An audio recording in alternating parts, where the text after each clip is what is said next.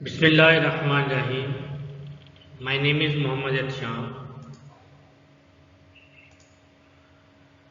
जैसा कि आप लोगों को पता है कि हमने चैप्टर नंबर जो है वो 10 स्टार्ट किया हुआ है, सिंपल हार्मोनिक मोशन वाला। तो उसका जो है वो लास्ट लेक्चर हमने जो है वो सिंपल हार्मोनिक मोशन का इंट्रोडक्शन किया था। उसके बाद फिर हमने जो है वो एक उसकी एग्जाम्पल की थी, maths attach to a spring वाली। तो आज जो आज मैंने आपके साथ चीज़ें डिस्कस करनी है उसमें रिव्यू ऑफ लास्ट लेक्चर है। जो लास्ट लेक्चर में हमने पढ़ा था उसका छोटा सा रिव्यू करेंगे। फिर उसके बाद very important ball and bowl system, इसको हम डिस्कस करेंगे। और लास्ट में जो है वो असेसमेंट होगा। और ये जो है ये कोशिश करें इसको जो है वो साथ साथ करें, क्योंकि पिछली दफ़ा भी मैंने आपको जो है कहा था कि ये थ्योरेटिकल पोर्शन है, तो इसलिए ज़रा इसको साथ साथ करें। जो चीज़ नहीं समझ लगती वो आप लोग जो है वो उसको डिस्कस कर लें। उसको जो है जो व्हाट्सएप पे नंबर दिया हुआ है स्कूल वालों ने, उसके ऊपर आप सेंड करें, तो हम जो है उसको जो है वो मैं आपको रिप्लाई कर दूँगा। तो सबसे पहले लास्ट जो है वो लेक्चर का रिव्यू करते हैं। पिछली दफ़ा हमने जो है लास्ट लेक्चर में सिंपल हार्मोनिक मोशन जो है वो इसके बारे में हमने पढ़ा था। उसके बाद फिर हमने पढ़ा था mass attach to a spring. हमने पढ़ा था कि सिंपल हार्मोनिक मोशन वो मोशन होती है जिसमें एक्सेलरेशन जो है ये डायरेक्टली प्रोपोर्शनल होता है किसके, डिस्प्लेसमेंट के, और उसकी जो डायरेक्शन है वो हमेशा टूवर्ड द मीन पोजीशन होती है। और नेगेटिव साइन ने बताया था कि ये इस चीज़ को शो करता है कि जो इसकी डायरेक्शन है टूवर्ड द मीन पोजीशन। फिर जब हमने mass attach to a spring जो है वो किया, उसमें सबसे पहले हमने हुक्स लॉ जो है वो पढ़ा। हुक्स लॉ ये बताता है कि जो स्ट्रेस है यानी कि जो फोर्स होती है ये डायरेक्टली प्रोपोर्शनल होती है, यानी कि stress directly proportional to strain. और जो नेगेटिव साइन होता है ये किस चीज़ को शो करता है, ये मीन पोजीशन की तरफ को शो करता है, या इसको अपोजिट के लिए हम फिजिक्स में यूज़ करते हैं। एफ जो है ये फोर्स के लिए रिप्रेजेंट करते हैं। एक्स जो है वो जो स्प्रिंग में जो एक्सटेंशन आता है, जब भी फोर्स लगाते हैं स्प्रिंग जो है उसकी लेंथ में बढ़ जाता, इजाफा हो जाता है, उसको एक्सटेंशन ऑफ लेंथ जो है हम बोलते हैं। तो उसके बाद के जो है, के को हम क्या कहते हैं, स्प्रिंग कांस्टेंट कहते हैं। और स्प्रिंग कांस्टेंट की जो है ये तो इसकी वैल्यू की अपना जो यूनिट होता है वो न्यूटन पर मीटर होता है, यानी कि जो F इज इक्वल टू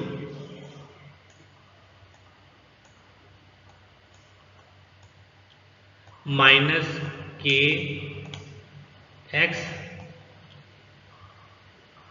यहाँ से अगर आप जो है वो के की वैल्यू निकालें तो k is equal to spring constant is equal to F over x आता है। और जो एफ का यूनिट होता है वो न्यूटन होता है, और जो एक्स होता है उसका यूनिट क्या होता है, मीटर होता है, इसलिए न्यूटन पर मीटर। तो ये बेसिकली फॉर्मूला होता है किसका, स्प्रिंग कांस्टेंट को निकालने का ये फॉर्मूला होता है। उसके बाद जो है ये फिर हमने पढ़ा था कि अगर ये न्यूटन सेकंड लॉ है, ये सेकंड लॉ है न्यूटन,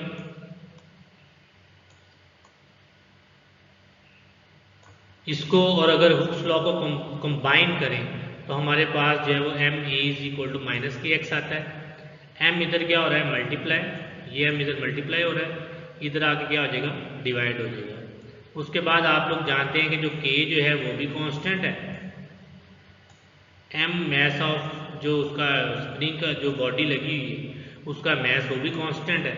मतलब ये सारी वैल्यू जो है ये क्या बन जाएगी, ये कांस्टेंट आ जाएगी। तो फिर हमारे पास जो है ये बेसिकली इस तरह आ जाएगा, A is equal to minus constant, क्योंकि आपको पता है किसी भी जो है वो कांस्टेंट और साथ इसके आ जाएगा मल्टीप्लाई बाय एक्स आ जाएगा। तो आप लोग जो है ये चीज़ जानते हैं कि कांस्टेंट को अगर कांस्टेंट से डिवाइड करें तो आंसर भी एक कांस्टेंट नंबर आता है। तो इसलिए कांस्टेंट को जब भी फिजिक्स में जो मूव किया जाता है तो हम क्या लगाते हैं, प्रोपोर्शनल साइन लगाते हैं। तो हमारे पास ये जो है ये फाइनल रिजल्ट आ जाएगा, जो मैंने पहले भी लिखा था। ये तो पिछला रिव्यू था कि बहुत इंपॉर्टेंट, इसलिए मैंने कहा कि चलें इसको दोबारा जो है वो रिव्यू करवा देता हूँ। आज का जो टॉपिक है वो हमारा है बाल एंड बाउल सिस्टम। आप लोगों ने जो है वो जो है बाउल जो है वो तो बहुत अच्छे से वाकिफ़ होंगे, किचन वगैरह में हमारे घरों में ये बड़ा होता है कुछ इस तरह का, जो है ना ये बर्तन सा होता है ऐसे, तो ये बाउल। तो वो कहता है कि अगर आपने इसमें ये फाइंड करना है कि जो बाउल है उसमें अगर बॉल को रख दिया जाए तो क्या उसकी मोशन जो है वो सिंपल हार्मोनिक मोशन होती है, ये हम लोगों ने बताना है।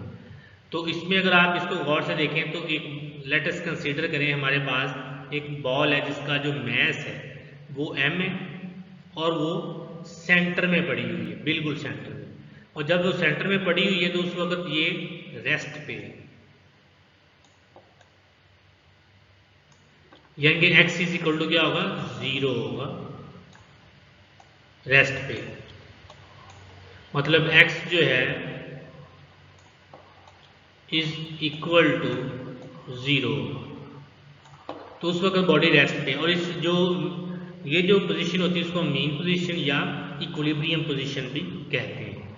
उसके बाद जो है और इसका जो वेट है वो आपको पता है, किसी भी बॉडी को अगर हम सेंटर में या रख दें तो उसका वेट हमेशा डाउनवर्ड डायरेक्शन में होता है और जो नॉर्मल फोर्स होती है वो ऊपर को होती है, जैसे ये एरो से शो किया होगा। उसके बाद अगर सपोज करें अगर आप बॉडी जो है वो मीन पोजीशन के ऊपर पड़ी हुई, ये चीज़ एम रखें, मैंने पहले कहा कि जब बॉडी मीन पोजीशन के ऊपर होगी तो वो रेस्ट पे होगी। रेस्ट मतलब x इज इक्वल टू 0 होगा, उसके ऊपर कोई फोर्स एक्ट नहीं करेगा। और जो वेट है बॉल का वो किस तरह मूव कर रहा होगा, इन डाउनवर्ड डायरेक्शन में, जैसे पिक्चर में भी दिखाया गया है। और जो नॉर्मल फोर्स होगी वो किस तरफ होगी, अपवर्ड डायरेक्शन में, जैसे ऊपर नीचे। r जो है वो ऊपर को है जैसे पिक्चर में शो किया हुआ है, और mg वेट उसका डाउनवर्ड डायरेक्शन में। अब हम क्या करते हैं, ऑब्जर्व करते हैं जो दो हमारे पास इसमें एक्सट्रीम पोजीशन आएगी। ये देखिए, एक तो जो है ये वाली एक्सट्रीम पोजीशन है इसकी P पॉइंट, और दूसरी इसकी एक्सट्रीम पोजीशन जो है वो A पॉइंट। अगर मैं क्या करता हूँ, बॉल को उठा के B पॉइंट पे ले आऊँ, यानी कि यहाँ, और यहाँ से मैं इसको छोड़ता हूँ, जैसे ये छोड़ता हूँ इसको। जब मैं इसको छोड़ूंगा बॉल को तो बॉल जो है वो क्या करेगी, मूव करना शुरू कर देगी।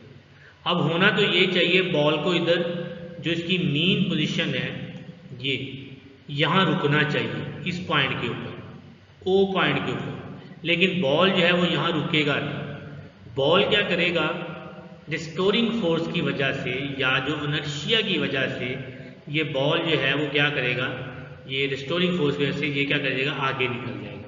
और आगे जब निकलेगा वहाँ भी एक एक्सट्रीम पोजीशन है, उसका मैक्सिमम जो है वो जहाँ तक वो जा सकता है उसको एक्सट्रीम पोजीशन कहते हैं। तो वहाँ से वो क्या करेगा, वहाँ जो है आपको पता है कि जब हम किसी बॉडी के ऊपर फोर्स लगाते हैं तो उसमें इनर्शिया प्रोड्यूस हो जाता है। जब वो इधर जाएगा तो ये इनर्शिया की वजह से क्या करेगा, बॉल इधर रुकेगा नहीं, वापस इनर्शिया की वजह से अपनी ओरिजिनल पोजीशन की तरफ मूव करना शुरू कर देगा। क्योंकि आपको पता है कि इनर्शिया जो है वो बॉडी की प्रॉपर्टी होती है जिसमें वो जो बॉडी में चेंजिंग आ रहा होता है उसको दोबारा अटेन करता है, रेजिस्ट करता है उसको। तो ये जो है ये, तो फिर क्या होगा, बॉडी जो है दो एक्सट्रीम पॉइंट के दरमियान में मूव करना शुरू कर देगी। तो ये चीज़ आपने जहन में रखनी है कि अगर इसको अच्छे बुक में भी पढ़ लीजिएगा, मैं थोड़ा सा इसको जो है वो एक्सप्लेन कर दिया है कि एक्सट्रीम पोजीशन B के ऊपर या A के ऊपर जहाँ मर्जी ला के इसको छोड़ें तो बॉल जो है वो मूव करना शुरू कर देगा। जब बॉल मूव करेगा तो उसको जो है मीन के ऊपर रुकना चाहिए, लेकिन वो रुकेगा नहीं। जब वो रुकेगा नहीं तो फिर वो आगे निकल जाएगा। जब एक एक्सट्रीम पोजीशन पे पहुंचेगा तो आपको पता है कि इनर्शिया की वजह से बॉडी जो है वापस अपनी ओरिजिनल पोजीशन की तरफ आना चाह रही होती है, तो इसलिए वो वापस आना शुरू हो जाएगी। ठीक है, तो इसलिए जो है वो इसका जो है यहाँ से ये आइडिया होगा कि जो हमारी जो बॉल एंड बाउल सिस्टम है वो एक सिंपल हार्मोनिक मोशन कर रहा है, मतलब टू एंड फ्रो मोशन कर रहा होता है। असेसमेंट इसकी आपने ये बतानी है मुझे कि सेंटर के ऊपर, centre of the ball and bowl system में कितनी फोर्स जो है वो एक्ट कर रही होगी, सेंटर के ऊपर कितनी फोर्स एक्ट कर रही है, ये बताना है। फिर आप लोगों ने व्हाट इज इनर्शिया, इनर्शिया क्या है, और what is the role of inertia in ball and bowl system. Inertia क्या होता है और इसका बॉल एंड बाउल सिस्टम में इसका रोल क्या होता है इनर्शिया, ये बताना है। तो आप लोगों ने इसको साथ साथ जो है वो नोट्स बनाते जाने हैं। जब आप लोगों के स्कूल लगेंगे फिर भी चेक करेंगे, और साथ आपकी जो असेसमेंट चाह रही है उसकी मैंने पहले भी कहा था कि उसको करने के बाद पिक लेके आप हमें जो है वो स्कूल का जो व्हाट्सएप नंबर है उसके ऊपर सेंड करें ताकि वो हमें रिसीव होते जाएं। फिर हम चेक करेंगे कि इसमें कोई इशू होगा या कोई आपका क्वेश्चन है, जो भी है आप जो है वो डिस्कस कर सकते हैं। तो अपना बहुत सारा ख्याल रखिएगा। अल्लाह हाफिज़।